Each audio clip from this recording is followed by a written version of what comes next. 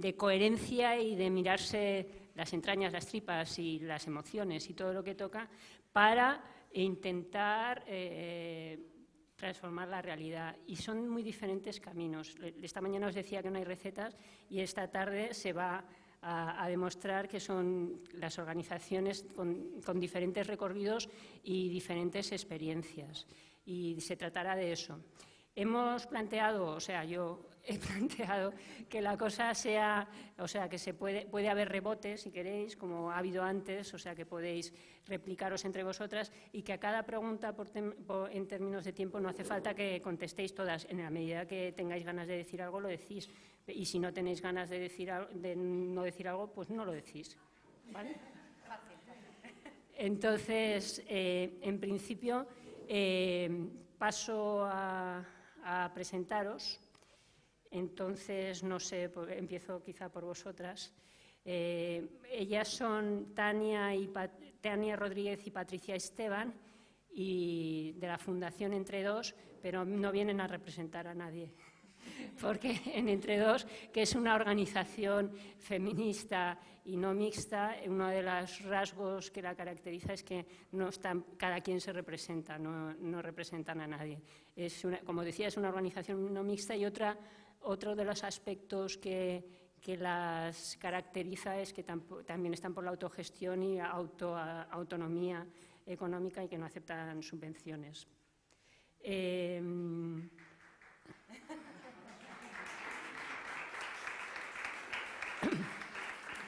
Es un espacio de referencia feminista en Madrid, con más de 15 años de experiencia, para el Madrid, digo, y para quienes hemos pasado por Madrid de vez en cuando, que siempre hemos pasado por allí, ¿no?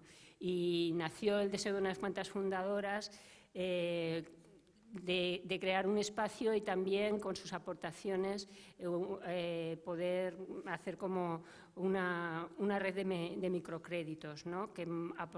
Para mujeres anónimas. Hace política en primera persona. Lo que seguramente nos van a estar contando, que esto es cuestiones también de regeneración y de cambio organizacional y que están viviendo en los últimos tiempos y el cambio en estos 15 años y ahora un cambio generacional y cómo lo están gestionando toda la experiencia. Paso a presentar a Alicia. Alicia podría decir algunas cosas porque, entre otras cosas, fue alumna mía y fui su tutora en tiempos y no nos habíamos visto desde entonces, ¿no? Y en aquellos tiempos jugaba al rugby y ahora hace otras cosas, además. Y entre las cosas que hace, desde hace ya 10 años, es joven, pero desde hace 10 años está en el Instituto de Mujeres y Cooperación. Hace 20, sí. Pues yo pensaba que era una década. Y también estás desde hace 5 así, o una cosa así, en la cooperativa Tangente, ¿no? Y aparte, aquí supongo que también vienes por estar en el espacio autogestionado feminista de la Red de Economía Feminista, ¿no? De la cual eres también cofundadora. Bueno, luego seguimos. A ver. No habíais aplaudido a las otras. A ver, Saloa. Saloa es técnica de proyectos en la Red de Economía Alternativa y Solidaria de Euskadi y es responsable de las cosas enjundiosas, o sea, las cosas de formación, investigación y sensibilización. Forma parte además de Ecosolfem, ¿no? El grupo dentro de REAS, de economía social, solidaria y feminista, intentando hacer esos vínculos entre los temas. Y además también están viviendo, ¿no? un proceso de cambio organizacional y también estás inmersa en el grupo justo metodológico de hacer cómo las organizaciones también pueden ser coherentes a la vez con ser feministas y también con la economía social solidaria, ¿no? O sea, feminista solidaria. Es que es un mogollón. Sí. Y además el tema es que le gusta Obeka. Le gusta Obeka. Quienes sois de fuera no les conocéis, pero es una cosa que es un secreto. Es un secreto que lo estamos aquí. Vale, que ya ha dejado de serlo. Y María Villaderero viene y es parte y es mugariana, que esto significa que forma parte desde hace mucho tiempo de una organización que se llama Mugari Gabé. No sé si todo el mundo aquí la conoce, ¿no? Y es una organización que empezó con aquellas ONGs de los años 80, revolucionarias con América Latina, pero que hubo una serie de mujeres también guerreras dentro que empezaron a cuestionar los temas de feminismo. O sea, llevan realmente muchos años currándoselo. Y yo creo que llevan ya como 15 planteándose que no solo era hacer cooperación y proyectos feministas, sino también cuestionarse a sí mismas para poder tener impactos más feministas. Y María parte aquí en Euskadi está en todos los ajos que pueda haber de cooperación y feminismo, y es feminista, como os podéis imaginar, es payasa feminista y es menopáusica feminista.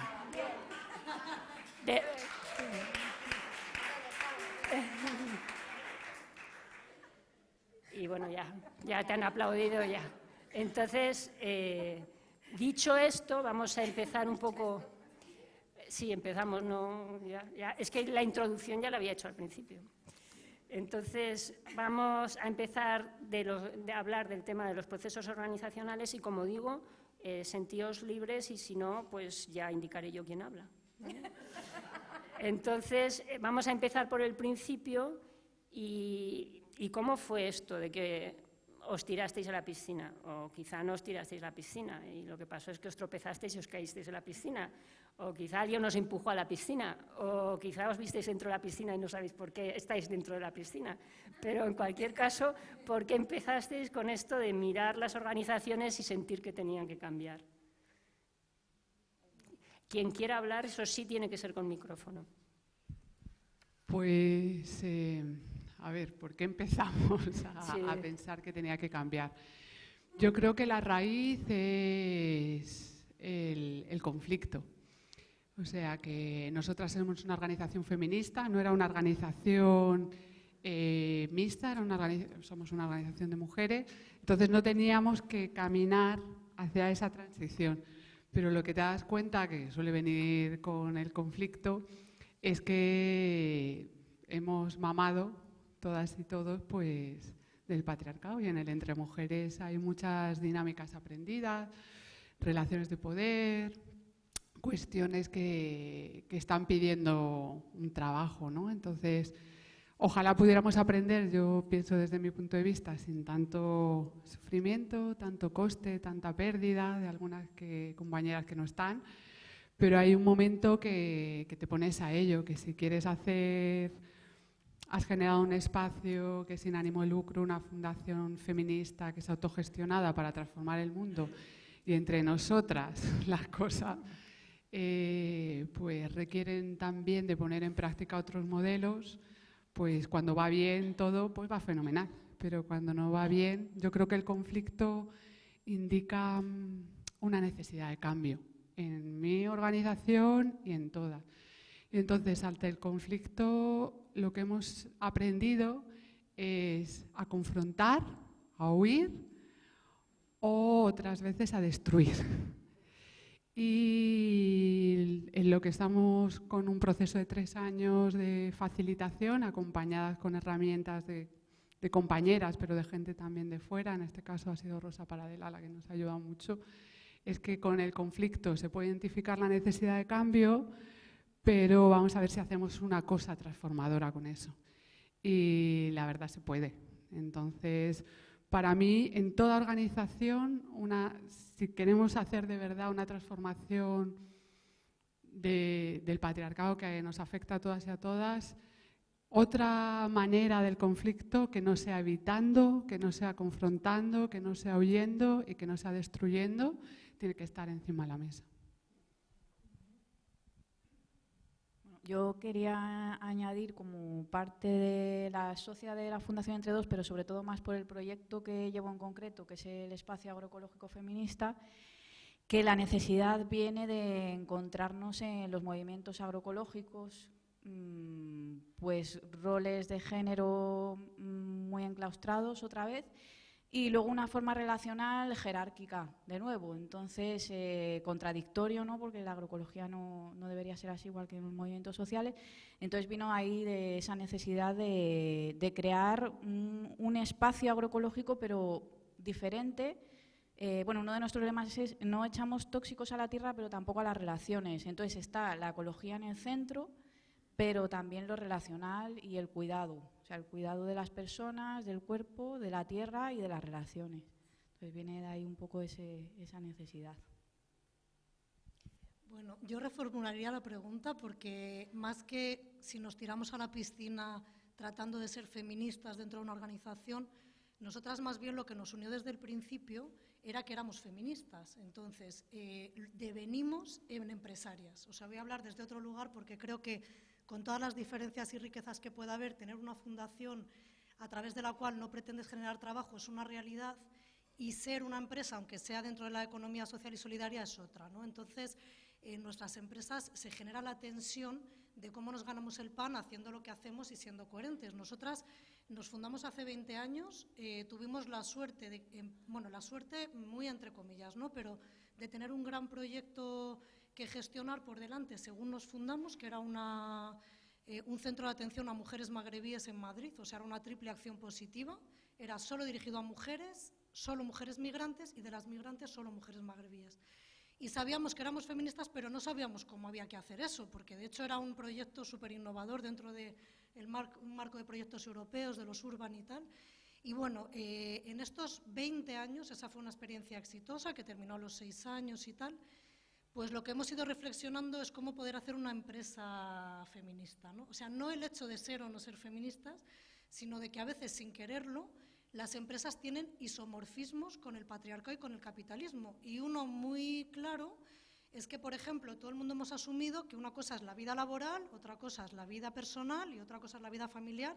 Si tienes familia, y por familia entendemos, por supuesto, no solo pareja, sino gato, perro, amigas y tal, ¿no? Entonces, eso parece que es incuestionable, y esa no es la realidad de nuestras vidas. O sea, la vida es un continuo, un fluir continuo entre distintos espacios, ¿no? Y cómo hacer que las tensiones entre unos y otros espacios se gestionen, lo que ha dicho Tania, sin ejercer el poder sobre, sin tal, a nosotras nos ha llevado, pues lo primero, a pedir ayuda, o sea, a recibir apoyo psicológico, porque no estamos preparadas, por mucho que lo tengamos incorporado en nuestro sistema de valores y se nos llene la boca de decir que reconocemos la autoridad femenina, que la diferencia es una riqueza. Una cosa es decir eso y otra cosa es sentirlo y trabajar desde ahí. Entonces, hay mucho trabajo que hacer a nivel emocional, a nivel de desarrollo personal y mucho. Y luego, a medida que IMC iba escalando, digamos, a otras plataformas de representación, nosotras vivíamos en nuestro micromundo feliz, de 5 socias, con trabajadoras, que bueno, todo era más o menos armónico. Pero cuando entramos a formar parte de grupos cooperativos más grandes, mixtos, etcétera, nos dimos cuenta de que la economía social y solidaria, dicho entre amigas, no era feminista. O sea, que veíamos que la representación, que los liderazgos, que las portavocías, que tal, seguían siendo masculinas. Y ahí surgió la necesidad de fundar la Red de Economía Feminista, que era una organización formada exclusivamente por profesionales y empresarias que nos denominábamos feministas, para velar por los intereses de la igualdad dentro de la economía social. Y bueno, ahí viene otra historia que ya iremos comentando, pero que ha sido muy interesante y que hemos sacado muchas claves. Bueno, estamos aquí un batiburrillo de entidades de lo más diversas, que yo creo que hace el debate muy interesante, ¿no? En nuestro caso, como planteaba Natalia al inicio, pues yo vengo de Mugar y Gabé, que es una organización internacionalista que hace 30 años estamos de aniversario, y somos una organización que se define como internacionalista, política, de izquierdas y asamblearia, ¿no? Esto es una potencial y una losa también en algunos momentos, ¿no? Desde ahí, una clave importantísima para entrarle a procesos de cambio, como planteaba también Natalia en la introducción, es que desde los inicios de la organización ha habido mujeres feministas con una apuesta feminista clave, con esta idea clarísima de que esto tenía que entrar en la agenda de la organización. Por eso, desde los inicios, los derechos humanos de las mujeres y la defensa de esto en América Latina y aquí estuvo presente, y eso siempre ha sido un imprescindible, ¿no?, que ha ayudado a que luego se generaran nuevas historias, ¿no?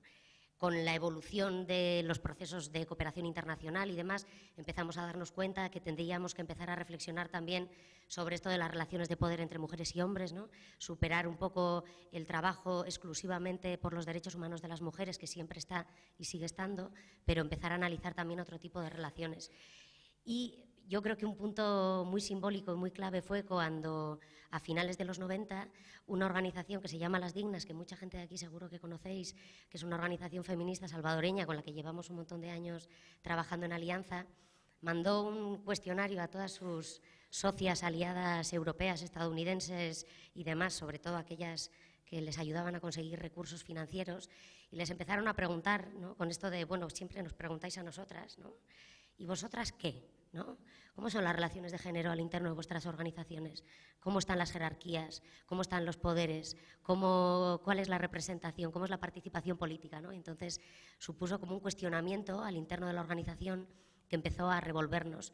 Las Dignas nos cuentan que casi nadie contestó a ese cuestionario. Las mugaris frikis súper formalitas contestaron ahí el cuestionario a tope y revolvió un poco por dentro. Y ese, unido a otros momentos también más de cuestionamiento, empezó a generar un proceso de formación interna que nos hizo ver que si no revisábamos qué es lo que estaba pasando por dentro, nos encontrábamos prácticas personales y organizativas que estaban reproduciendo un montón de cosas que en nuestros discursos, nuestros talleres y nuestro no sé qué estábamos promoviendo, y que internamente, ¿no?, estábamos viendo que no éramos coherentes. Con lo que el intento de búsqueda de una coherencia entre nuestras vidas personales, las prácticas organizativas y este discurso tan chulo que teníamos para afuera fue uno de los elementos clave. Y yo creo que entrarle a procesos de cambio organizacional pro equidad en los últimos años nos ha ayudado a cerrar un poco el círculo, ¿no?, porque en esa fase, ¿no?, de mirarnos por dentro caímos un poco en el ombliguismo, ¿no?, empezamos a mirarnos para adentro, cuántos hombres y mujeres hay en la junta directiva, cómo son las relaciones de poder, cómo son las jerarquías en las asambleas, tenemos formas de actitudes patriarcales en nuestra comunicación, o qué hacemos, ¿no? Pero nos dimos cuenta que nos estábamos quedando mirándonos muy para adentro, ¿no? Y los procesos de cambio organizacional nos han ayudado a cerrar un poco el círculo y a darnos cuenta que si no había una transformación hacia afuera, que si eso no tenía un reflejo claro en lo que hacíamos y cambiaban nuestras agendas políticas también, pues no tenía sentido, ¿no? Entonces, eso ha sido un poco como el proceso.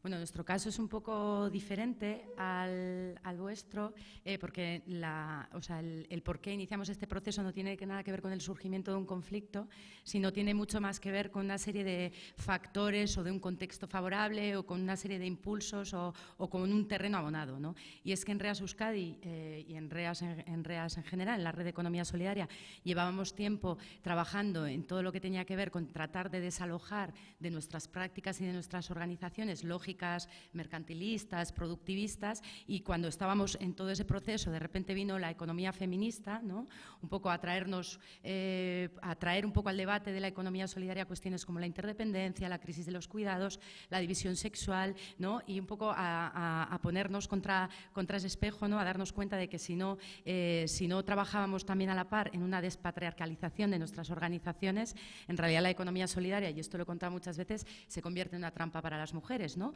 porque es un espacio que le ofrece unas posibilidades de organización laboral como más flexibles, ¿no?, una estructura menos jerárquica, ¿no?, pero está claro que si no despatriarcalizamos las organizaciones y cambiamos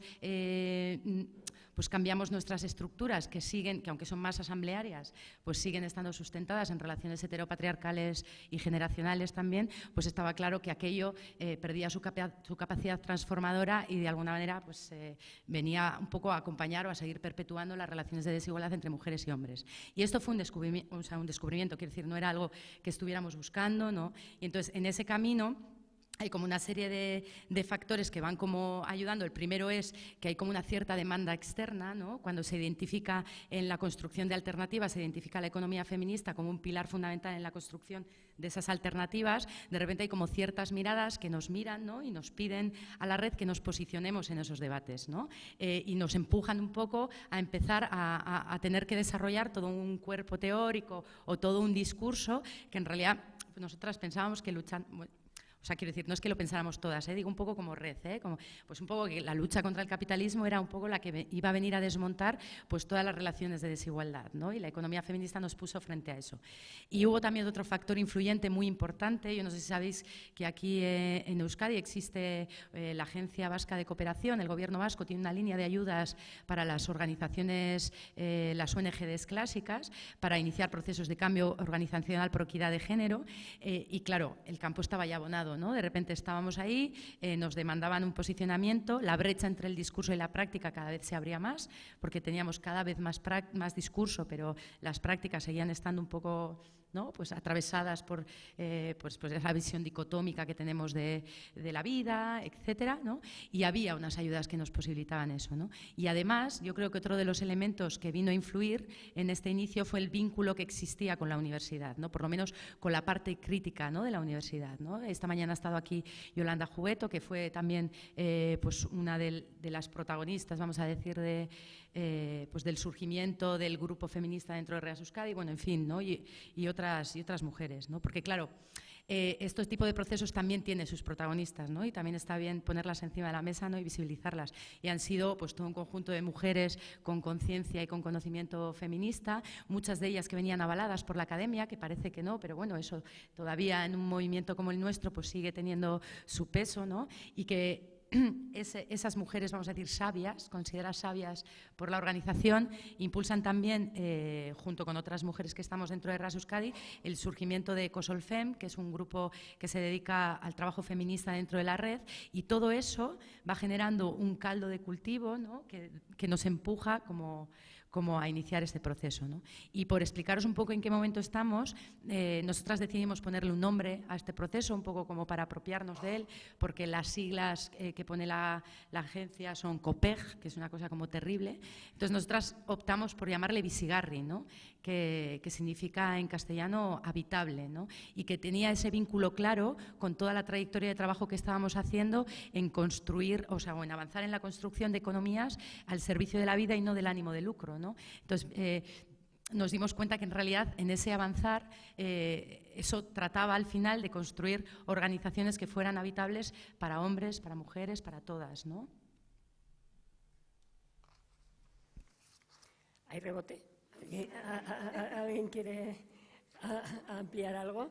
Pues en caso de que no sea así, hemos visto un poco vuestros inicios y dónde partió, de dónde partisteis, y ahora que ya estáis en la piscina y estáis nadando, buceando, lo que sea, os pongo a echar una mirada atrás, ¿no? Y intentad ver qué ha supuesto este proceso y cómo os ha afectado y cómo ha afectado un poco a vuestras organizaciones, ¿no? Intentar sacar de allí un poco experiencias que quizá podáis compartir. Cada organización tendrá que vivir su camino, pero quizá tengáis vuestros propios tesoritos a compartir. Es que ya he pillado carrerilla y esto no os creáis que es fácil. A mí me cuesta mucho mirar para atrás porque nosotras estamos ahora mismo como muy imbuidas en el proceso, ¿no? Estos procesos, tal y como se plantean, tienen dos partes. Una parte que tiene más que ver con un diagnóstico que se hace de manera colectiva y luego otra parte que es la formulación de un plan, ¿no?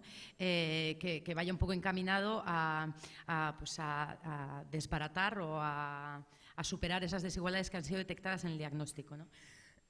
Entonces me cuesta, o sea, yo creo que ha habido cosas que se han movido, pero bueno, todavía las tengo un poco así como con necesidad de hacer pozo en mí, ¿no? Pero sí creo que ha habido 3 elementos que de alguna manera le han dado identidad al proceso, al nuestro, y que le han dado, o sea, que lo hacen especial, yo creo, ¿no? Con respecto a otros. El primero tiene que ver con tener en cuenta el reto y la oportunidad que supone abrir un proceso de estas características en una red de segundo nivel. Para que os hagáis una idea, REAS Euskadi es una red que está compuesta por unas 70 organizaciones a las que están vinculadas aproximadamente pues, más de 3.500 personas, 3.000 y pico, ¿no? Y que además forma parte de una estructura más amplia que se llama REAS Red de Redes, que está compuesta por 14 redes territoriales, por 4 sectoriales, o sea, imaginaros el follón, ¿no? Entonces, claro, lo primero que nos obligó eso fue un poco a elegir dónde queríamos poner el foco, porque un proceso de estas características en esta dimensión es inabarcable, ¿no? Entonces, nosotras decidimos poner el foco un poco en cuáles eran las estructuras de participación de la red, en el equipo de trabajo, que era un poco quien estaba en el día a día, en las estructuras de toma de decisiones, pues junta directiva, asamblea, etcétera, ¿no? Y esto también supuso no poner el foco en Ecosolfem, que hubo una cierta, no sé decir vicio, o una cierta como un primer impulso a colocar este tipo de proceso en el grupo que ya estaba trabajando la economía feminista dentro de la red. Claro, eso hubiese sido sacarlo a los márgenes, ¿no? Y dejarlo ahí con las chicas que se dedican a esto y tal, ¿no? Decidimos no ponerlo ahí y apostamos, que es la segunda de las características, que yo creo que la compartiremos con Mugarik Tablet, en componer un grupo interno de género que estuviera compuesto por personas que respondieran a los diferentes niveles de la organización y que ese grupo interno de género fuera un poco el corazón del proceso, ¿no? Y en ese sentido nosotras hemos cuidado mucho las condiciones metodológicas y materiales en las que se ha realizado todo este proceso de reflexión, ¿no? Y eso ha sido muy importante. Y en ese grupo interno de género había gente con niveles de implicación o que le daban el valor estratégico a este proceso muy diferentes. Por lo tanto, también ha sido un viaje de aprendizaje colectivo, ¿no? Y también ha sido un viaje de tratar de ir dándole valor a este proceso también entre personas que tenían como un diferente acercamiento a él, ¿no? De hecho, yo recuerdo en la primera sesión cuando hicimos la ronda de tú por qué estás aquí y tal y cual, que uno de los hombres dijo, bueno, yo estoy aquí por ser un hombre, me ha llamado un no sé quién, me ha dicho que necesitaban hombres en este grupo, ¿no? Y entonces yo que está muy bien que esas cosas se expliciten, ¿no? O sea, es muy positivo en realidad, ¿no? Porque te ayudan a trabajar. Y luego la última de las características, que yo creo que eso sí es muy específico de nuestro proceso, Bizigarri, es que nosotras hemos explorado un modelo de acompañamiento colectivo, ¿no? Nosotras decidimos desde el principio, y yo creo que esta mañana se ha repetido más de una vez, que no solo eran importantes los resultados, sino que para nosotras era muy importante también los cómo queríamos hacerlos. Entonces, frente a un poco a esta idea más clásica, ¿no? De consultoría externa, más de carácter unipersonal, ¿no? Nosotras optamos por crear un grupo que llamamos, bueno, en confianza le llamamos Comando G, pero para la administración es equipo de acompañamiento metodológico, que suena mucho más serio. Y en ese equipo está, por una parte, la consultora externa, que era Silvia Piris, ¿no? Que es una pena que no esté aquí.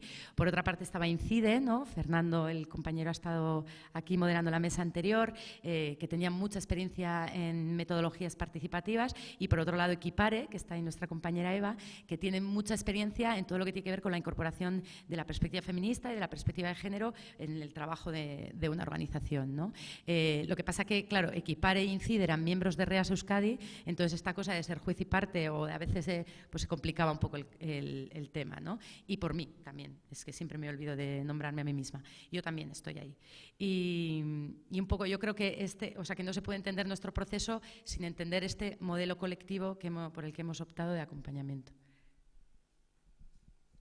Bueno, es que para contar cómo se ha ido como concretando este proceso en nuestra organización, bueno, a mí una cosa que me parece imprescindible contar es que para nosotras ha sido un proceso que está siendo muy largo en el tiempo y que ya somos totalmente conscientes que esto ha sido empezar y no parar, ¿no? Esto ya no se va a acabar nunca y ahora estamos contentas por ello, pero hubo un momento que nos jodía, ¿no? Porque era como, pero esto que no se acaba, ¿no? Esto no es hacerte un plan y ya se acaba, o haces 4 protocolos nuevos y ya, ¿no? Pues no.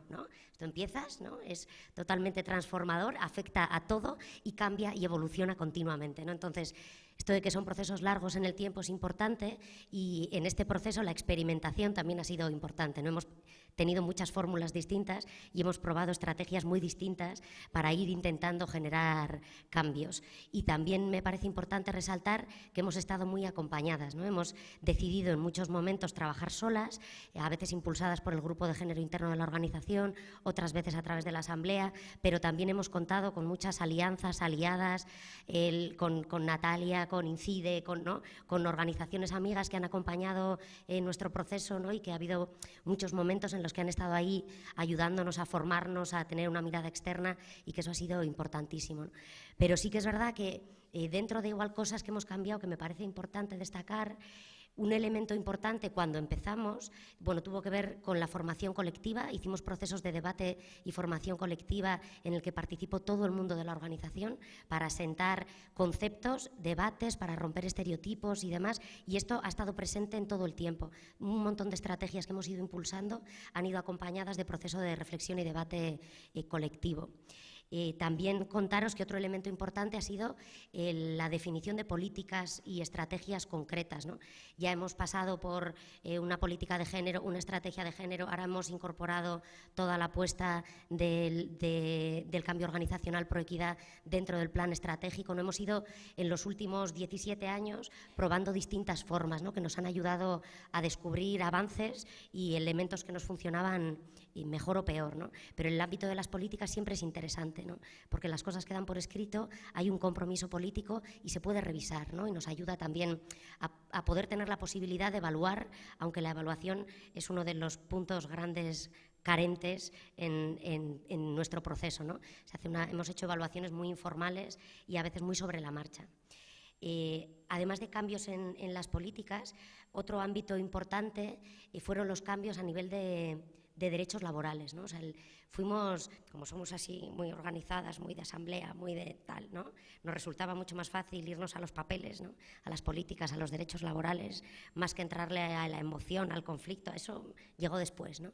Pero los debates sobre los derechos laborales fueron muy interesantes también, ¿no? Porque nos ayudaron a cuestionar todo el tema de la división sexual de los trabajos, la conexión de las distintas esferas de nuestra vida, a de repente plantearnos, inventarnos en la asociación un permiso de soltería, cuestionando la familia radioactiva y pensando que las personas solteras, porque quieren o porque no pueden, se merecen también 15 días de vacaciones, y que el estatuto de los trabajadores también es heteropatriarcal, y entonces, ¿no? Habría que intentar como revisar todo aquello que tenemos, no dar por sentado nada, y como cuestionar, ¿no? Todas las cosas que nos vienen dadas, y plantearnos cómo podemos encontrar prácticas patriarcales en casi todas las cosas, ¿no? Entonces los acuerdos laborales fueron una oportunidad, ¿no? El permiso de soltería es un tema, ¿no? Pero la flexibilidad en horarios, las excedencias, que nos daba un miedo terrible. Decíamos, excedencias con reserva de puesto para todo el mundo, se va a ir todo el mundo de golpe, ¿cómo vamos a gestionar esto? No se fue todo el mundo de golpe, nos cagamos, ¿no? No hubo ese problema, ¿no? Nos vamos, pero de a poco, ¿no? Y no todo el mundo puede tampoco, luego los recursos también dificultan estas vidas precarias que tenemos, ¿no? Pero bueno, que nos han ayudado a cuestionar un poco esto de poner la vida en el centro y a facilitar herramientas que lo posibilitaran. Pero todo el trabajo de cultura organizacional se ha ido impregnando en todo este proceso, ¿no? Un elemento importante que nos dimos cuenta con el tema de la cultura organizacional es que aprobábamos derechos que luego la gente no se sentía con derecho a tomárselos, ¿no? Una cosa es lo que los papeles digan y otra cosa es que la supermilitante no compensa las horas extras que ha metido, ¿eh? O la supermilitante se come la reunión de las 9 y nos rechista. Entonces empezamos a revisar un poco también cómo autocuestionarnos también y ver cómo revisar tener derecho a usar los derechos que aprobamos, ¿no? Por poner algunos ejemplos de derechos. Hicimos muchos cambios en estructura, hemos hecho varios experimentos también, pero trabajábamos antes por los equipos tradicionales de cooperación, educación, incidencia, que generaban lógicas también de unos eran más importantes que otros, cómo, por qué, ¿no?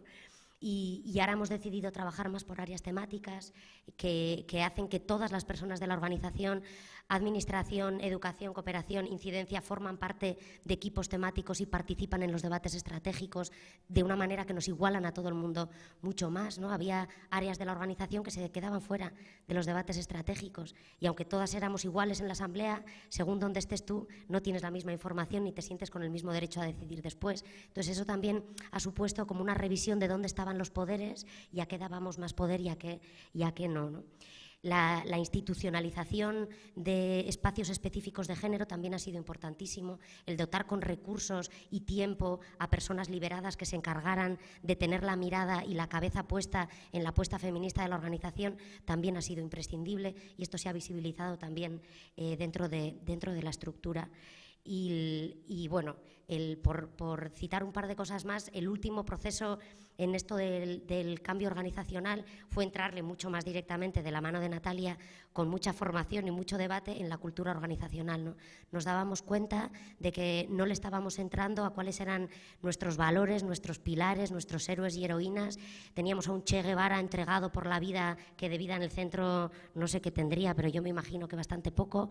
Entonces empezamos a repensar un poco cuáles eran nuestros ideales, qué modelos de militancia teníamos, qué nos permitíamos a nivel de activismo y qué no, y empezamos como a revisar también eso. Y eso, aunque quizás no ha tenido concreciones tan visibles, se ha ido plasmando en todo, ¿no? Cómo estamos revisando ahora el modelo de toma de decisiones, apostando más por la facilitación y la incorporación de las emociones en la asamblea, tiene que ver con haberle entrado a la cultura organizacional, ¿no? O el cuestionarnos lo del derecho a tener derechos tiene que ver con haber trabajado la cultura organizacional, si no, no hubiéramos llegado ahí. O el cuestionarnos nuestro modelo de activismo y militancia tiene que ver con haber entrado a los procesos de cultura organizacional. Y bueno, por último, contaros que todo esto, a veces sin tener muy claro cómo, ha tenido una respuesta muy clara en nuestra agenda política. Tenemos una línea específica de trabajo de lucha contra las violencias machistas que nos conecta con el movimiento feminista en Euskal Herria y nos conecta con las luchas feministas que estamos apoyando en América Latina, y nuestras otras apuestas históricas, que es el trabajo con los pueblos indígenas y la apuesta por las vidas sostenibles, tiene ejes muy potentes de apuesta feminista. El poner la vida en el centro, los cuidados, el visibilizar el papel de las mujeres líderes indígenas. Entonces todo esto tiene que ver con el proceso interno, ¿no? No es casual, no ha pasado de repente, ¿no? Tiene que ver con toda esa reflexión más interna. Me encanta escucharos porque la verdad es que es un gusto, un foro donde mucha gente hemos reflexionado sobre esto y llegamos a conclusiones parecidas. O sea, eso de la militancia heroica y todo lo que nosotras mismas no reconocemos de todo el trabajo que le dedicamos y las horas a nuestras organizaciones es algo que nos cruza a todas. Estoy segura de que fundaciones, asociaciones, empresas y de todo. Yo, por no repetirme mucho, solo voy a citar 4 cosas que hemos descubierto a nivel micro, que son 4 apuestas pequeñitas, y luego una a nivel macro. Las micro, la primera es la de la redistribución de la riqueza. Nosotras, aunque seamos empresas pequeñas, generamos trabajo y riqueza. Y una apuesta muy clara de Instituto Mujeres y Cooperación ha sido no tener privilegios, no hacer diferencia entre socias y trabajadoras. Cobramos todas lo mismo y no hay diferencia entre tituladas medias y superiores, porque entendemos que tampoco hay unas responsabilidades que justifican esas diferencias salariales. Esto tiene que ver con que, claro, nosotras somos mujeres, somos feministas, pero somos blancas y universitarias. O sea que hay que reflexionar mucho sobre los privilegios que nos auto-otorgamos, que conecta con la pregunta que ha lanzado al inicio Daniela, de quién está entrando en nuestras organizaciones, qué apuestas estamos haciendo por incorporar identidades disidentes, por incorporar personas que vienen de otras partes, con otras, o sea, bueno, en fin, con distintos niveles formativos, etcétera. Bueno, pues eso es una apuesta que nosotros hemos hecho de igualdad de salarios que nos parece importante. La otra es el tamaño, y el tamaño sí importa. O sea, para no perder la coherencia en una organización hay que mantener un tamaño pequeño. Otra cosa es que te metas en macroestructuras de representación mayores y tal, pero nosotras hemos tenido oportunidad de crecer en muchos momentos. O sea, de los 20 años ha habido por lo menos 2 que recordamos que ha habido vacas gordas para las organizaciones feministas. Ahora mismo estamos viviendo uno en Madrid. desde hace 2 años, pero hemos decidido no crecer, porque crecer significa que en la medida en la que tu estructura crece, dejas de poner la vida en el centro, porque lo habéis señalado muchas al inicio, empiezas a trabajar sin sentido, empiezas a no preguntarte cómo te sientes, empiezas a interiorizar muchas lógicas de la inmolación que las mujeres tenemos súper dentro, ¿no? A mí que me cuesta, y eso conecta con otra de las claves que nosotras hemos descubierto, que es tener el placer como lugar común. O sea, buscar el placer y el bienestar en la vida, y no es fácil, o sea, no es fácil porque, bueno, el cuidado no es una opción, o sea, todas nosotras tenemos que cuidar, las que tienen hijos de los hijos y las que no tienen hijos de las personas que nos rodean, de los animales, en fin. Entonces, ¿cómo hacer esto sostenible y poner el placer como objetivo común? Pues es una buena guía. Es una buena guía que te dice, pero esto me va a dar mayor bienestar a mí, ¿por qué voy a crecer?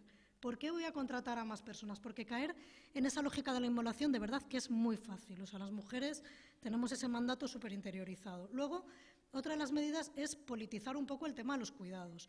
Y aquí han surgido conflictos a nivel micro y a nivel macro. Surgió uno en la Red de Economía Feminista, que es muy interesante, pero también nos han surgido en la organización, y es que concilia más la gente que tiene familia heteropatriarcal. Qué curioso, o sea, concilia más quien tiene hijos a su cargo y a las 8 se le cae el boli. Y en cambio otras, entonces eso empezamos a politizarlo, a darle vueltas y a decir, y además bajo la pregunta, ¿que concilian más las mujeres facilita la corresponsabilidad o la dificulta? Porque en la medida en la que una mujer concilia más, hay menos corresponsabilidad. En la medida en la que una mujer sale de su trabajo sin problemas para atender a los hijos, hijas y personas mayores, hay un hombre que se privilegia, si trabaja fuera de casa, de no hacerlo.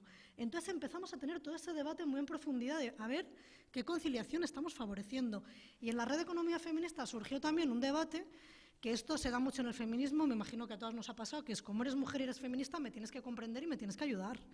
Y además los cuidados tienen que ver mucho con esa esencialidad de las mujeres, de que cuidar es ser cariñosa, cuidar es comprender, cuidar es no estar nunca enfadada, o sea, ese tipo de cosas que también nos sobrecargan.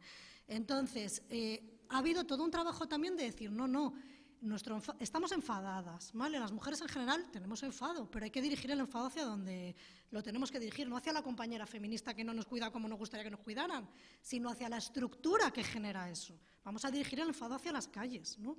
Y esto surgió en la red y nos ha dado mucho que pensar. Y yo creo que, y luego una a nivel macro, nos parece fundamental las alianzas con otras feministas a todos los niveles y tener presencia en los medios. O sea, es muy importante que todo el trabajo que estamos haciendo lo escribamos, lo publiquemos, que disputemos la hegemonía cultural, que estamos en unos medios de comunicación que tienen una imagen constantemente victimizante de las mujeres, que las otras no aparecen nunca, los sujetos disidentes.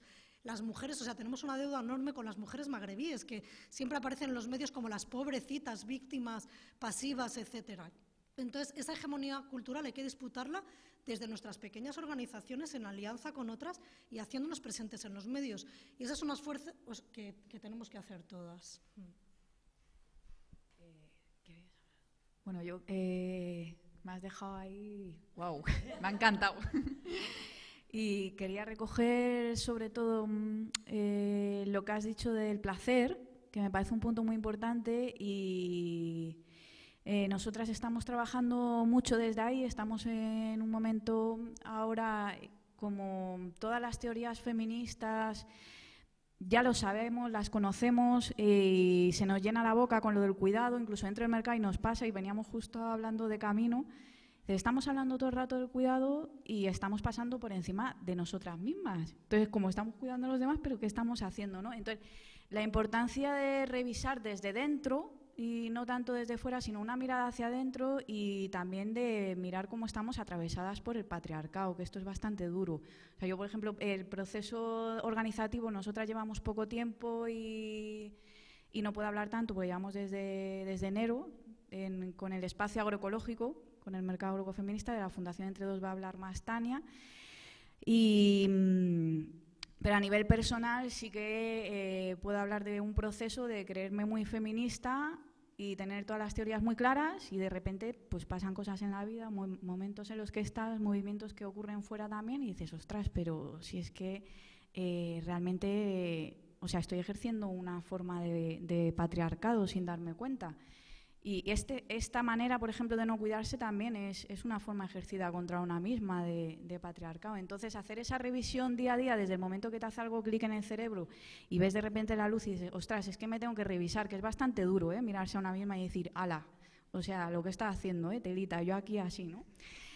Eso por un lado, y luego solo decir que nosotras estamos todavía en la fase de definición en el espacio agroecológico, y en estos ambientes muchas veces pasa también, sobre todo en el mundo de la agroecología me refiero, que es el que conozco más casi que el feminismo, la necesidad de unas estructuras, y cómo el no tener unas estructuras a veces definidas nos llevan a una tiranía, y es muy fácil caer en determinados ambientes en esa falta de definición de estructuras, que nos creemos que la libertad es que puedo hacer yo lo que yo quiera, y en realidad la libertad no es eso. O sea, vamos a conocernos y luego vamos a hacer nuestras necesidades en función también de las necesidades de los demás. Y ya paso a Tania, que va a hablar de la fundación. Pues dos cosas. Antes de responder a la pregunta de Natalia, porque tengo así como la necesidad, un poco contar por qué estamos dos personas y porque María Juárez Escario ha estado mala, si no estaríamos tres, de la Fundación Entre Dos. Porque nosotras no solemos ir nunca a espacios públicos. Es una fundación que surgió teniendo muy claro que no creemos en la política de la representación. Esto significa que nadie representa a nadie. Yo os puedo hablar de Entre Dos. Patricia, que lleva 2 años como socia, pues como socia. María os hubiera hablado como matrona, y todo sería válido. Porque Entre Dos no es una cosa cerrada, es una red de relaciones, no solo de las matronas, que es el equipo, en vez de patronato, le llamamos matronato, con las 163 socias, sino que mensualmente pasan unas 200 personas, y porque los miércoles es un día que está abierto a los hombres y los fines de semana. El resto de los días el espacio no es mixto. Entonces, entre todas y entre todos hacemos Entre Dos. O sea, que Entre Dos eres tú, si quieres serlo, y lo terminarás de completar, ¿no? Entonces, es una apuesta política con la que llevamos 15 años que cuesta mucho hacerle entender a alguien. ¿Por qué Entre Dos no firma un manifiesto? ¿Por qué no va conjunta al 8 de marzo? Porque eso ya lo hacen los partidos, los sindicatos, y nosotras, que Entre Dos surge de algunas mujeres que veníamos de la Plataforma Autónoma Feminista, más un deseo de otras mujeres de Librería Mujeres de Madrid, ese es el origen, ¿no?, de hacer una casa grande, donde hubiera diferencia, pero lo que primara fuera el espacio de estar, de cuidado, de poner como fundación feminista no solo lo teórico, sino el cuidado del cuerpo en el centro, ¿no? Que puedes cantar, puedes hacer yoga, puedes echarte una siesta, puedes comer, puedes recuperarte posparto y que esté tu compañero arriba, ¿no? Y que nadie te preguntara por la puerta, tú de qué feminismo eres, o de dónde vienes, o eres feminista, ¿no? O sea que con esa idea de salirnos un poco surgió, y mira si casi morimos de éxito, que escribimos una carta a todas las mujeres que conocíamos del movimiento feminista, y solo basándonos en la confianza, en 3 meses teníamos 60.000 euros. De microcréditos de mujeres anónimas, ninguna famosa, ninguna política nos apoyó. De créditos de 300 a 600 euros, mujeres de Vallecas venían 2, esto tiene que existir, esto tiene que existir. Yo recuerdo las reuniones previas, que cuando teníamos el dinero, había una compañera fundadora que ha fallecido, Elena Lasera, que decía, chicas, nos echamos atrás, porque esto es mucha responsabilidad. Nosotras nos comprometíamos a esas mujeres que habían creído en nosotras a devolverles el dinero en 5 años. Y lo devolvimos, y ha tenido muchos costes personales y políticos el mantenernos, sobre todo en la crisis desde el 2008 hasta ahora, sin subvenciones y sin ningún apoyo, nada más que nuestra autogestión. Pero ha merecido la pena tener ese cuarto propio que está abierto para toda aquella que quiera proponer un proyecto en el centro de Madrid y con un espíritu de casa.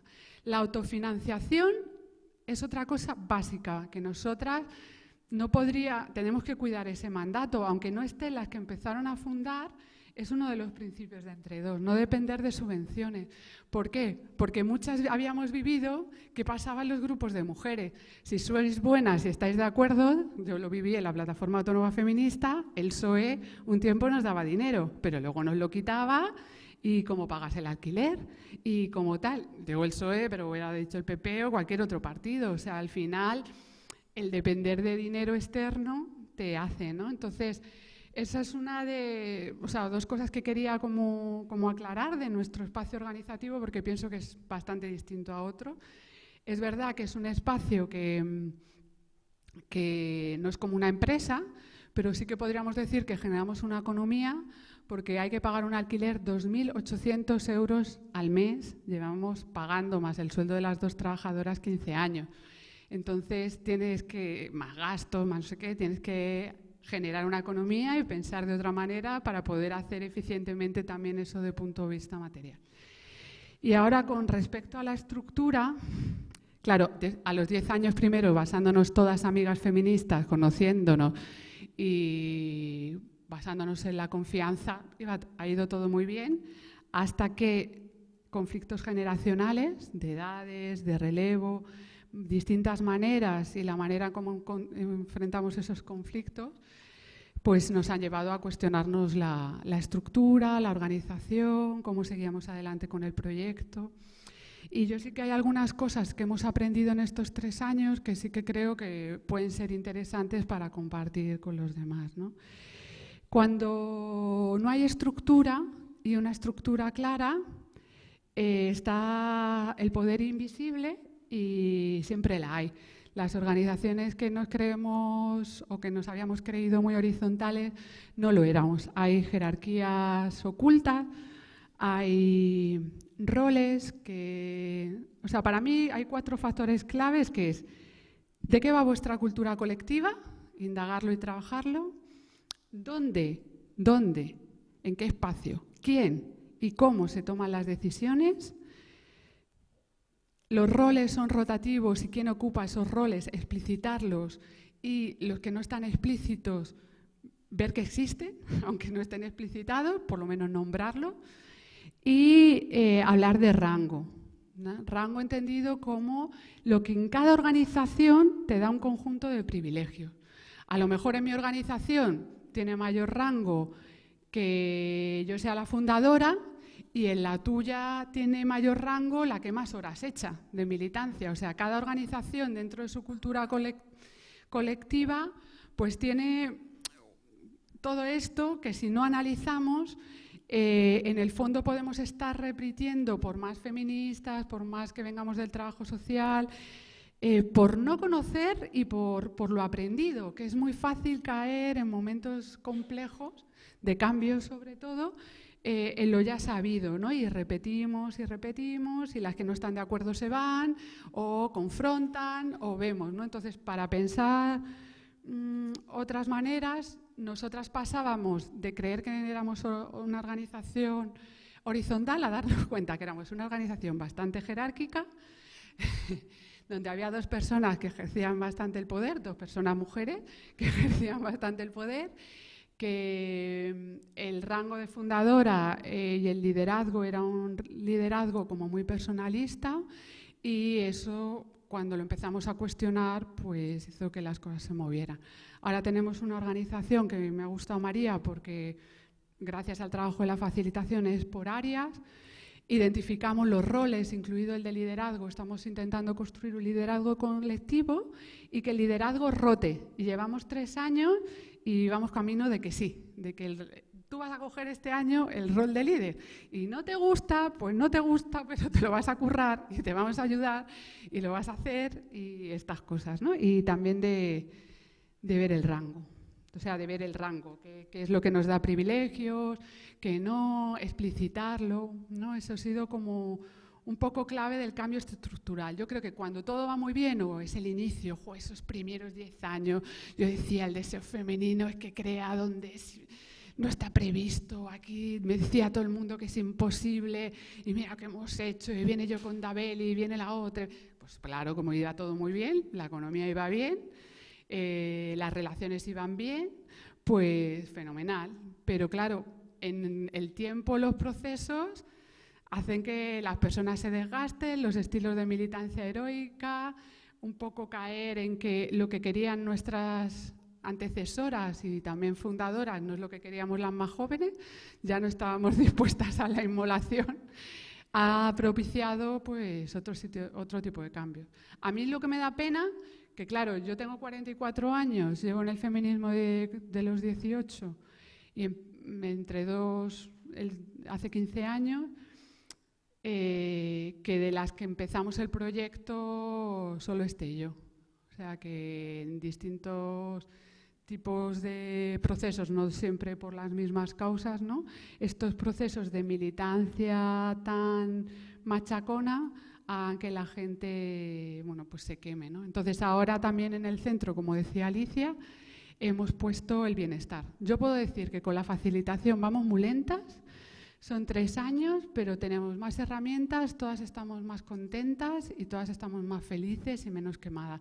Y eso ya es, vamos, la pera. O sea, eso es como deseable para cualquier organización, yo creo.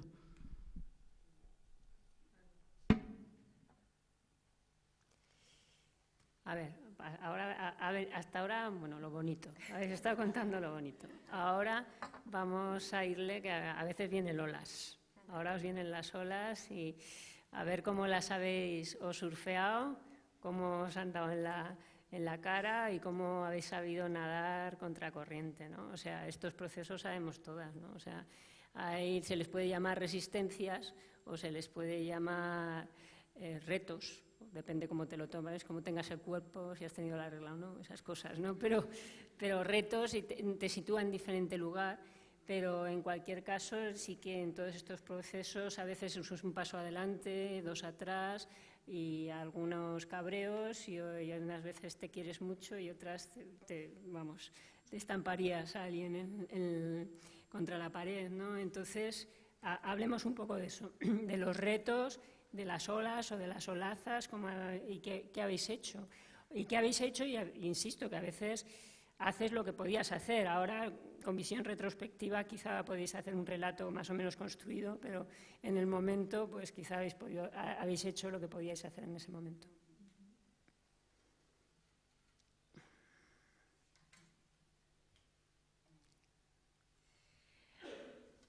Bueno, antes estaba compartiendo mi presentación con María y me ha dicho... 15 minutos. 15 Tenemos para todo. Vale, lo voy a hacer rápido. Rapidito. Me ha dicho, jo, ¿qué obstáculos tienes? A mí me han salido más facilitadores. Digo, no sé, será el momento en el que estoy.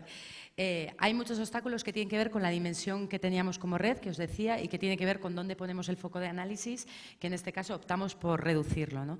También tuvimos muchas dificultades que tienen que ver con esto de analizar la cultura organizacional como una dimensión única y que nosotras consideramos que, claro, el análisis se nos ha quedado un poco corto, las acciones también, o sea, andamos un poco más perdidas ahí. Creo que hay que explorar más, o creemos que hay que explorar más en cómo incorporar de manera transversal en el resto de las dimensiones ese trabajo de análisis de la cultura. Ha habido muchos obstáculos o resistencias que están relacionados con la mirada que queríamos lanzar sobre la organización, ¿no? Que es un poco lo que tú comentabas, de que son miradas más amplias, que tratan de superar, o sea, que tratan de entender las dinámicas organizacionales como algo más que superando esa categoría monolítica de hombre-mujer, ¿no? Claro, esa mirada interseccional nos ha permitido tener un análisis muy rico, pero por otro lado también ha hecho que muchas veces la mirada de género se nos diluyera, ¿no? Y tuviéramos que estar como constantemente trayéndolo, ¿no? Bueno, ha habido resistencias típicas relacionadas con una composición de un hit diverso, gente que piensa que, bueno, que viene a pasar el rato. Bueno, en fin, ha habido como ese tipo de tensiones que hemos ido resolviéndolas, sobre todo estableciendo en todas las sesiones formativas un momento de devolución en el que tratábamos de vincular eso que había ocurrido en REAS Euskadi con lo que la teoría feminista nos decía de participación y tal. Eso nos ha permitido que la gente también vaya tomando conciencia y que sea como proceso formativo. Resistencias y obstáculos que tenían que ver con la idea de que con esto ya lo habíamos logrado todo, ¿no? Que según terminara este proceso, que nos queda un año del plan, pues ya íbamos a tenerlo todo resuelto, y eso sin más lo resolvemos insistiendo constantemente en que esto va a ser una carrera de largo alcance y que no hay recetas, o sea que, vamos, en fin, que nos hemos metido en una que igual no hemos calculado bien. Luego, resistencias que tiene que ver con eso que a veces Natalia Navarro dice, de cuando levantas el espejo y le pones al grupo interno de género frente al diagnóstico que ha construido de manera colectiva, no todas las personas se sienten representadas en ese diagnóstico porque no es un diagnóstico individual, y muchas veces hay también como una petición hacia el equipo dinamizador que es que haga un poco de juez o de médico, ¿no? Y que determine, que diga qué situaciones son las que están saliendo, o sea, para dónde tiene que caer la balanza, o incluso que ponga encima de la mesa temas que no han salido en ninguno de los espacios, ¿no? Pero que hay como un cierto run-run, ¿no? Hay como una demanda ahí muy potente, ¿no? Y luego todos estos obstáculos que tienen que ver con el paso del diagnóstico, de un diagnóstico muy potente, muy intensivo, con mucha implicación, a una fase de planificación con menos tiempo y en la que la gente también se deshincha un poco, ¿no? Rapiditas. Claro, me gustaría plantearos otra cosa, si es posible. Yo, bueno, como dificultades o resistencias, yo hablaría... Bueno, un tema tiene que ver con la falta de recursos, ¿no? Yo creo que nosotras, que somos una organización altamente dependiente de las administraciones públicas y de sus dineros, aunque sean nuestros dineros, al final esto ha sido en algunos momentos una dificultad, que se ha utilizado a veces como una resistencia un poco oculta. Yo creo que de primera se cruza con que tenemos lógicas muy capitalistas que hace que, unida a esta dependencia, el productivismo, el hacer proyectos, el sacar actividades, cursos y demás, cuando tú le dices a una administración no para, es que estoy en un proceso de reflexión sobre mi cultura organizacional y las prácticas patriarcales, dices sí, pues qué bien, pero hazme 4 talleres, ¿no? Entonces, esas lógicas a veces se han visto enfrentadas, pero también nos hemos dado cuenta que tienen mucho que ver con la voluntad política organizativa, con qué prioriza, con qué pone delante y qué después, ¿no? Y hay que hacer a veces un poco equilibrios, que yo creo que ha hecho que a veces los procesos se ralenticen, pero tener una masa crítica potente ha podido sostener el proceso a lo largo del tiempo. Hubo un momento, que ya no pasa, que una resistencia era esto de ¿por qué feminismo sí y otras no? ¿No? ¿Qué pasa? ¿Cuándo se acaba lo del feminismo y le entramos ya a lo de los pueblos indígenas? ¿O qué pasa con lo del...? ¿No? Que tenemos otros temas, ¿no? Que abordar, ¿no? Pero en los últimos tiempos todo este trabajo de la cultura organizacional y una mayor formación en apuesta feminista ha sentado unas bases de esto del cambio será feminista o no será, con lo que hay como una mirada mucho más transversal del tema que lo ve como un pilar base indispensable, ¿no? Ha habido muchos miedos a veces a cuestionar poderes y a cambiar. Tengo que deciros que hemos perdido algunos hombres por el camino y la organización era mayoritariamente feminizada en sus inicios y cuanto más feminista es, más feminizada está. No sabemos si es una consecuencia directa o no, pero ahí lo dejo para que lo valoremos. Contaros también que ir a marcos globales a veces más estratégicos, como planteaba antes Aloa, nos ha hecho perder la mirada feminista y hay que estar como volviendo todo el rato.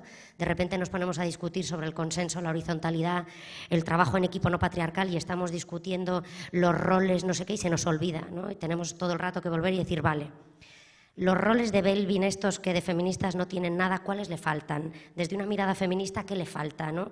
¿Qué estamos valorando y qué no? ¿Por qué? ¿Qué estamos dejando de valorar porque es tradicionalmente femenino? ¿Qué? ¿No? Entonces, eso ha sido también imprescindible. Y 2 dificultades. Por un lado, esto de la interseccionalidad. Se juntan muchas más lógicas más allá de una mirada feminista. Se juntan miradas que tienen que ver con la diversidad, con la edad, con los años que lleva la gente en la organización, con otras historias que tenemos que cruzar y a veces es un poco complejo. Y la otra es que en los últimos años trabajar desde el concepto de prácticas y procesos generizantes nos ha vuelto la cabeza un poco loca, porque estamos encontrándonos con mujeres que a veces tenemos prácticas patriarcales, que ya lo sabíamos, pero de repente ponerlo en la mesa puede ser también doloroso y generar conflictos, o nos estamos encontrando con que estábamos haciendo análisis a veces un poco esencialistas, ¿no? Valorábamos solo, por ejemplo, las emociones tradicionalmente femeninas y otro tipo de emociones más vinculadas a lo tradicionalmente masculino, como la rabia, la ira, el silencio, no se ponían sobre la mesa o se censuraban directamente. Entonces, hacer miradas más complejas también, ¿no? Nos ha supuesto ahí como un revoltijo interesante. Pues yo, más que centrarme en cuáles son las resistencias, que creo que ya las habéis comentado más o menos todas, lo que sí os puedo decir es que cuando han surgido conflictos lo que hemos sentido ha sido miedo. Y eso hay que nombrarlo. O sea, Tania decía al principio que los conflictos es una oportunidad de crecer y que realmente sin conflicto pues no transformamos la realidad. O sea, todo lo que supone cambio incomoda. Entonces, nosotros cuando nos encontramos con los conflictos dentro de la organización nos asustamos porque, hay que decirlo, nos queremos mucho. O sea, nosotras nos queremos mucho, somos una familia. Entonces, el conflicto ponía en riesgo no solamente nuestra propia estructura laboral, sino las relaciones que hemos estado años cultivando. Y superamos las olas con ayuda. O sea, necesitamos ayuda externa, necesitamos una persona que viniera a supervisar el equipo, que nos diera herramientas, que nos ayudara a nombrar los conflictos que había, porque hace 3 años pasamos un momento realmente muy difícil en el que había cosas que no se estaban poniendo en la mesa, pero que estaban ahí. Y a pesar de que hacemos dinámicas donde abordamos cada reunión desde lo subjetivo, cómo llegamos a esa reunión, cómo estamos y tal, un poco para colocarnos en lo que vamos a hablar después, pues había cosas que no se nombraban. Y esas ayudas han sido muy importantes porque ha sido necesario nombrar, que a veces, o sea, es simplemente terapéutico decir, tengo este problema y lo tengo con vosotras y no pasa nada, ¿no? Y a partir de ahí construir, o sea, un amor un poco más sano. Bueno, nosotras en el espacio agroecofeminista nuestro gran reto es crear una economía autosuficiente y, por un lado, que permita a mujeres productoras, sobre todo de la zona de Madrid y alrededores, tener una autosuficiencia y, por otro lado, que haya personas que sean capaces, o sea, que puedan acceder a esos productos y no necesiten pasar por un supermercado convencional o por comercios con otro tipo de economía. Y que todo este proceso sea con un modelo organizativo horizontal y donde que se pueda disfrutar, ¿no? Que haya alegría y que haya música. Y lo que nos está costando, bueno, nos está costando las dos cosas, porque estamos todavía empezando, pero ahora estamos con la parte de encontrar una cohesión de grupo entre las productoras y nosotras y las personas que consumen los productos. Entonces, que estamos haciendo de canal y conseguir también una cohesión, sobre todo con las productoras que tienen un trabajo muy individualizado, están muy precarias y están muy acostumbradas a pelearse. En general están en un mundo muy masculinizado y la verdad es que nos cuesta muchísimo la comunicación con ellas, el generar una, o sea, no con todas, ¿no? Pero que no nos vean solo un canal de ventas, sino como vean que es un espacio donde estar y donde crear un grupo de verdad. Y bueno, pues ese es nuestro gran reto ahora. Pues el gran reto es vivir que la estructura cuida a las personas, que este texto de una clásica feminista que se llama John Freeman, que está traducido en rebelión.org, son 14 páginas, como en los espacios de mujeres muchas veces el no tener de estructura significa sobrecargas, poderes invisibles, un montón de cosas. Entonces, como ahora estoy viviendo ese otro proceso, pues saber que se puede. Seguir en la facilitación que revuelve. Todas tenemos nuestros curros y a veces nos pasamos un sábado entero y sales de ahí muy tocada. El gran reto es la comunicación, que es lo que estamos trabajando este año, ¿no? Es como lo que se dice, lo que no se dice. E intentar quemar la leña fuera. Todas las cosas como que son personales o conflictos de a dos, trabajarlo con la facilitadora o con otra persona, porque todas tenemos mucha herida, mucha carga, mucho bagaje y lo solemos llevar al colectivo. Entonces, cuidar mucho, mucho la comunicación. Estamos como aprendiendo otras formas de decirnos las cosas y de poder ser asertivas y bueno, ese es un reto.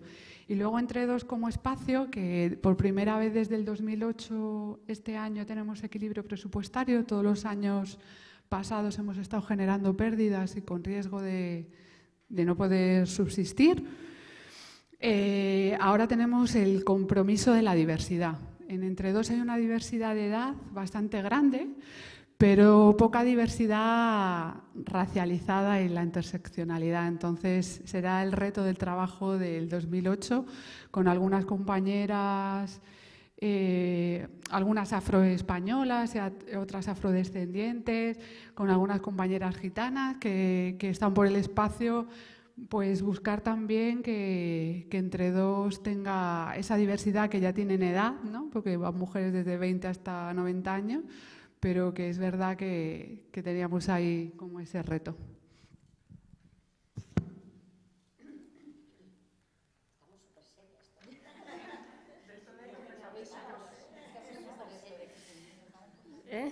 ¿Un estrés de los 15 minutos? Sí, no, pero antes también.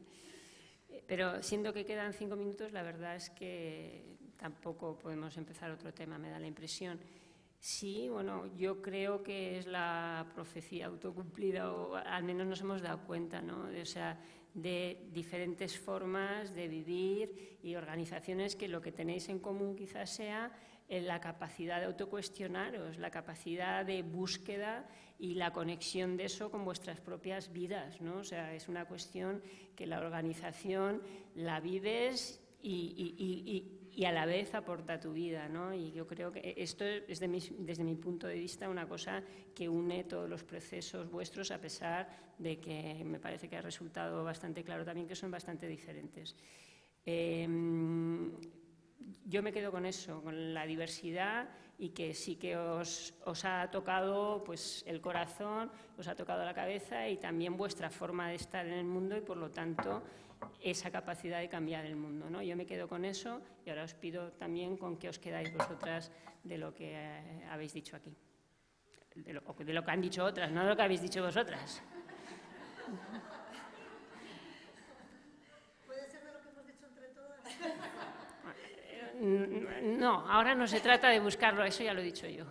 Ahora quédate con o sea, alguna cosa que defina, o la sensación, si quieres decir una palabra, si quieres decir un sentimiento. Sí, yo creo que no se ha nombrado el término, o igual sí, igual lo habéis dicho, pero a mí me resuena todo el rato la cabeza un poco el trabajo por la corresponsabilidad dentro de las propias organizaciones, ¿no? Tendemos a pensar que existan modelos de liderazgo más unipersonales o que existan organizaciones donde se da concentración del poder, es en realidad como una responsabilidad de quien lo está ejerciendo o de quien, ¿no? O sea, eso quiere decir que el resto de la organización también está de alguna manera apostando por ese tipo de modelo, igual porque no sabe, igual porque no encuentra, por lo que sea, ¿no? Pero... Bueno, yo me quedo con el tiempo, ¿no? O sea, escuchándoos y desde nuestra experiencia también, ¿no? El tiempo invertido por un montón de colectivos en pensar, en repensar, en cuestionarnos, en experimentar nuevas cosas, y el que todo esto pasa por los cuerpos, las personas, las organizaciones, lo de fuera, lo de dentro, ¿no? O sea, que si no pasa por todos lados, no nos va a ayudar a transformar esto de una manera verdaderamente feminista, que no sé cómo lo definiría yo eso, pero que merezca la pena claramente para todas. Yo me quedo con la voluntad de coexistir de las personas diferentes, de los diferentes feminismos, con que estamos apostando por una construcción colectiva de la vida, y eso no es fácil, pero es sostenible, y con la voluntad también de confluir con otras. Yo me quedo con la capacidad y la necesidad de establecer estrategias muy concretas y que se pueden hacer para ejercer otros modelos y para que sean feministas. Y también me quedo con una continua transformación, una continua transición, un continuo mirarse y revisarse. Yo me quedo con el proceso, que ponemos mucho énfasis en el resultado, pero no lo cambio por vivir el proceso y transitarlo y ver qué me transforma a mí, qué transforma a otra. Y también con la invención. Os escuchaba a vosotras. Invención. O sea, como cuando no tienes referentes, ya sufrimos lo aprendido o lo que estábamos haciendo, pero cuando queremos hacer cosas nuevas, el valorarnos lo difícil que es. Y con momentos buenos y momentos difíciles, como celebrar el logro. No sé ponerlo en otra palabra, pero es la necesidad de celebrar el logro y las ganas de inventar, que pese más esas ganas de inventar que sea difícil. Pues ya está. Chao.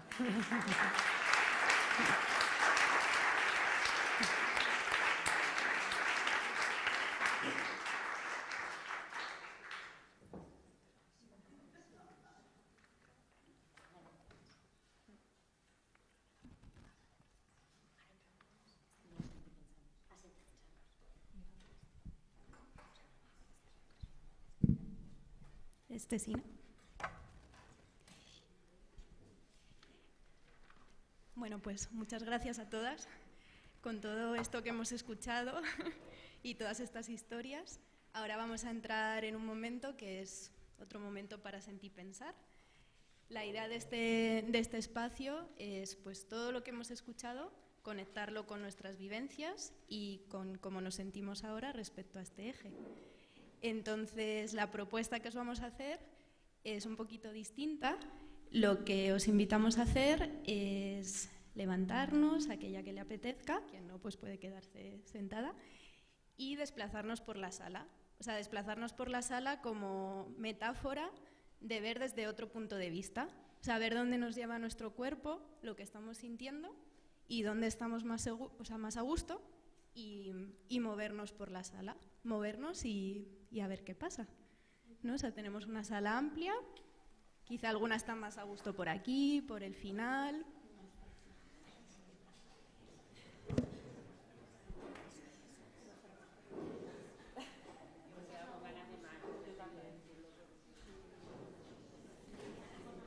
Nos estiramos un poquito también.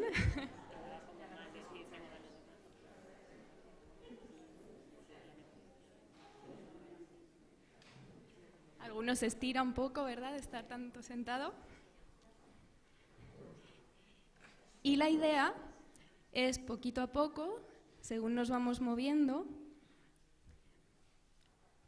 pues ir juntándonos de 2, de 3, grupitos de 3. Nos juntamos con nuestras compañeras.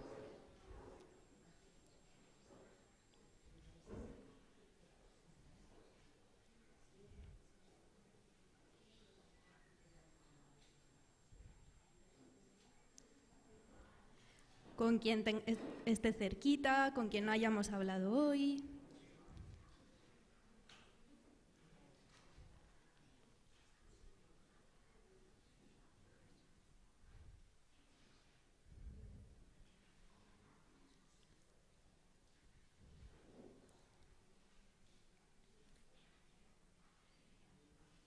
Y una vez que nos vamos acercando, en esos grupitos de 3, de 4,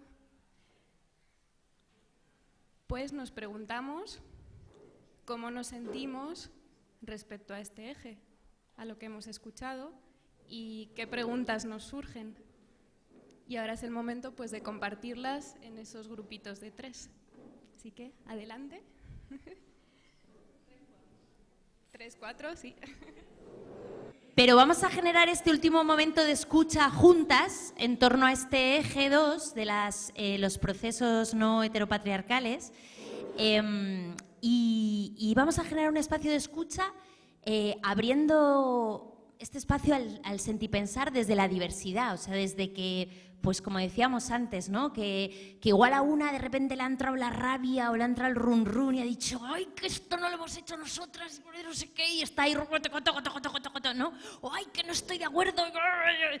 Y otra dice, ¡ay, me ha inspirado, estoy! Lo que sea, ¿no? O me pasan las 2 cosas, o las 3, o las 5, o sea, como realmente dar espacio a la diversidad de decir bueno, que igual si yo ahora mismo estoy muy enrabietada, igual esto también permite que otra del espacio esté súper ligera y diga, ay, yo, pues ya, pues qué bien, esta mesa y me voy a tomar un café, ¿no? Y nos estamos explicando, ¿no? Que generamos este espacio de escucha y de acogida para emociones, reflexiones. Y simplemente decir que nos parece que esto es un acto político interesante que rompe la dicotomía de lo privado y lo público y de decir que yo si me revuelvo me voy a mi casa o la gente, ¿no? O como mis amigas, que está muy bien también ir a casa y sentirte en casa y expresar las emociones ahí, pero que también se pueden expresar esta diversidad de emociones en un espacio público y construir desde ahí, crear desde ahí. Entonces, bueno, pues como darnos ese permiso. Pues los micrófonos son vuestros. ¿Quién quiere hablar? ¿Quién quiere compartir cómo nos sentipensamos?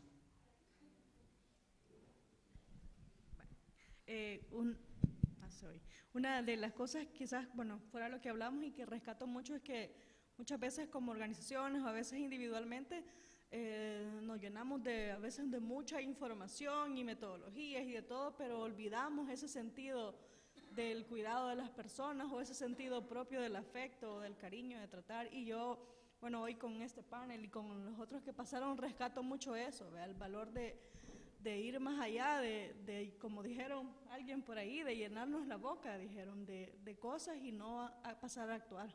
Entonces me rescato mucho eso.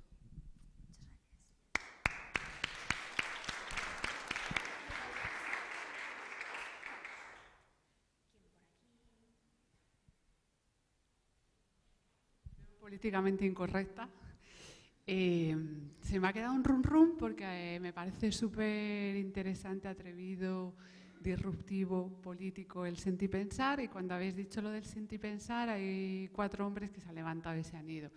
Entonces será casualidad, será mi prejuicio, serán mis gafas feministas, pero como no quiero comentarlo luego en el café o con amigas solo a solas, lo pongo aquí porque ha pasado. No sé los motivos, no es un juicio.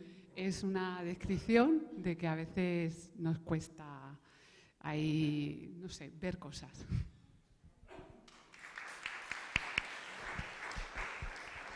Esto de la feminización ha salido también en la mesa, entonces igual también es como reforzar esta voz, ¿no? De espacios cada vez más feminizados, ¿no? Yo me he quedado con una preocupación, al hilo de una cosa que ha comentado María, que por el camino habéis perdido a algunos hombres, ¿no? Eso me ha dejado preocupada, no sé. Sobre todo pienso en mi organización, donde somos mitad mujeres, mitad hombres, y digo, como los perdamos, algo igual no estamos haciendo bien, ¿no? Y me he quedado con la preocupación ahí.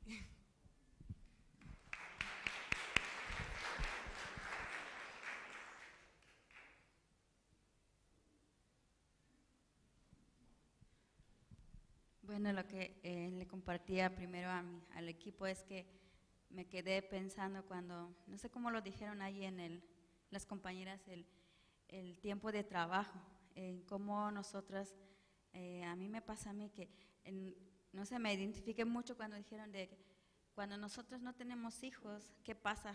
De que yo me quedo más tiempo en el trabajo, aunque hay una estructura de la organización, pero cómo nos vamos involucrando tanto en el trabajo que ni siquiera tenemos ya el tiempo para nosotras, el cuidado, el vernos o siquiera un descanso. Entonces es una cosa que a veces nos perdimos en el camino, para mí, creo yo, pero también hemos compartido aquí de que a veces en la casa, en el trabajo, es como de no tener tiempo de nada ya. Entonces es como que había que ver como qué es lo que hace falta para entonces sí tener tiempo, ese descanso, ese tiempo para mí es de cómo me siento y todo. Pocas veces nos damos cuenta o inconscientemente decimos sí puedo, otro rato yo me quedo más tiempo, yo sí puedo. Son como esas cosas, ¿no? Yo creo que nos pasa muchas veces, ¿no? A mí me dije, ay, eso soy yo.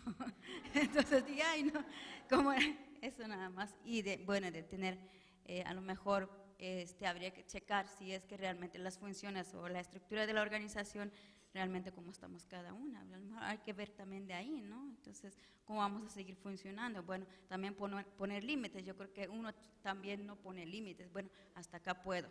No puedo más tarde, pero puedo hasta ahora, ¿no? O hasta tal horario puedo yo también dar, ¿no? Eso es.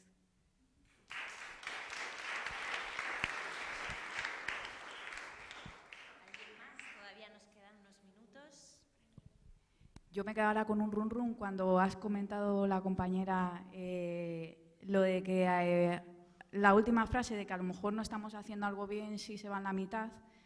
Yo creo que a lo mejor son ellos los que no están haciendo algo bien. O sea que, no, sí, pero que quiero añadir eso, ¿no? De que no mirarlo tanto por ahí, sino a lo mejor son ellos.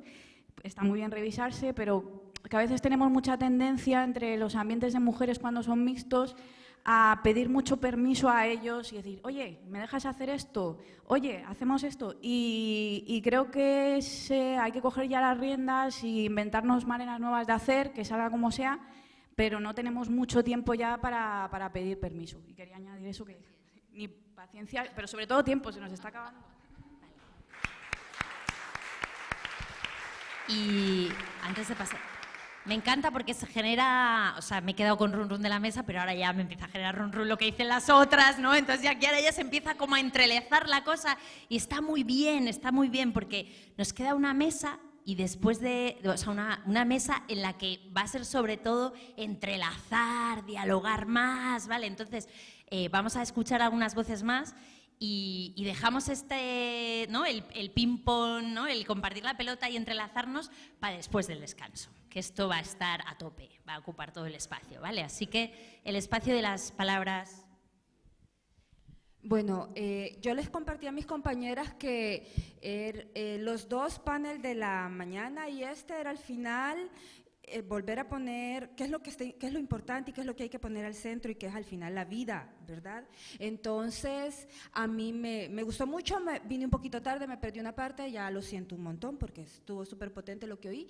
Y luego, si a mí en la mañana no me dieron ganas de llorar, hoy en la tarde sí que se me hizo el nudo, porque yo les decía, estas palabras que la estructura cuide, me las llevo grabadas en el corazón y en la mente, porque es cierto, al final, cómo estamos también haciendo todo lo que hacemos y luchando contra un montón de cosas afuera, y cómo adentro, al no poner el centro, la vida y lo importante, o sea, nos estamos haciendo un trabajo bien sucio a nosotras mismas. O cómo al final, cómo vas a abordar los conflictos, porque siempre se van a dar, cómo es importante hacerlos desde el amor, desde el respeto, desde siempre poniendo al centro lo importante que son al final las relaciones humanas, el afecto, lo que estableces ahí. Entonces, en el sentir y pensar, pues eso a mí me dio así como, y como yo soy más del lado de la rabia, o sea, yo igual puedo llorar de enojada, puedo llorar de contenta, en fin, me dan ganas de llorar, me da un poquitín de tristeza, pero también es que me da enojo, porque digo, o sea, de pronto te lo manejas en el discurso perfecto, ¿verdad? Pero y lo que decíamos, tenemos un discurso de esto y lo otro, vamos por los talleres con las compañeras, esto y lo otro, ¿y nosotras qué?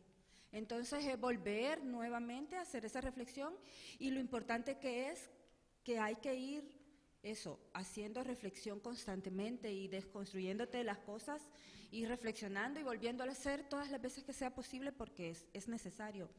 Y nada más.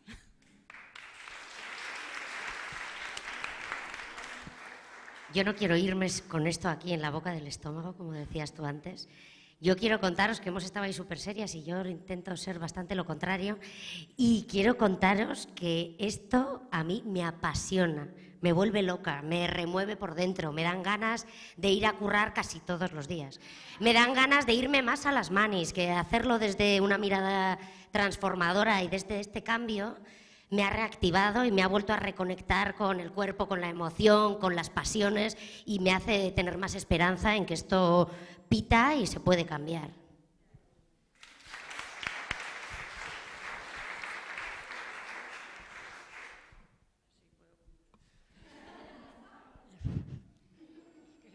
Es muy difícil lo mío.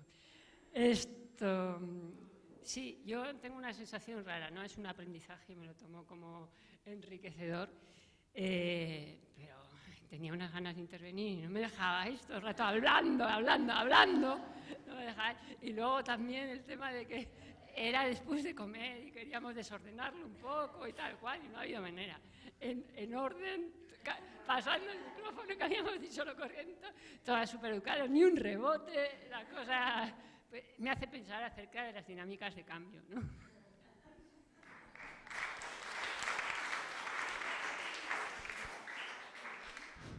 Pues me encanta porque están apareciendo, para mí, voy a nombrar como dos emergentes, ¿vale? De esta mesa. Uno tiene que ver con esta cosa de trabajar, o sea, como lo individual y lo colectivo, ¿no? La tensión entre, o yo como persona y la organización, ¿no? Y esta cosa, y que también se veía mucho en las mesas, ¿no? Como dar las gracias, ¿no? A haber hablado desde lo personal, se ha hablado mucho desde lo personal en todo el día de hoy, y también se ha hablado desde lo colectivo.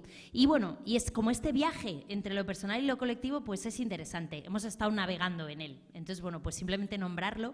Y nombrar también este juego de polaridades y de fuerzas que tenemos aquí, que os voy a desvelar una cosa. Esta mañana, que hemos venido tempranito, ¿verdad?, a colocar las cosas y tal, poníamos un gran papel en el suelo y ha venido la persona responsable de este espacio y nos ha dicho que ni de coña. O sea, ha dicho, no, pero hay unos paneles, tal, no sé qué, ¿no? Y nosotras, vaya, bueno, queríamos poner un papel en el suelo, ¿no?, para que la gente se tirara por el suelo si quería, ¿no?, así en un congreso, ¿no?, como esto de venga, ¿no?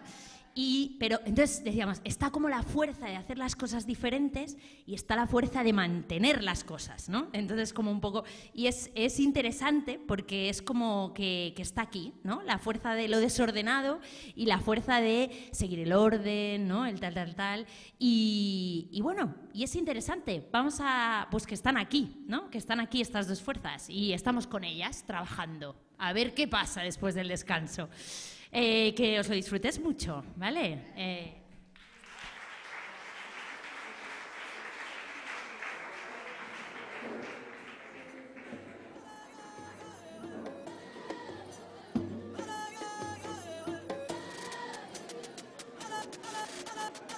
Conciencia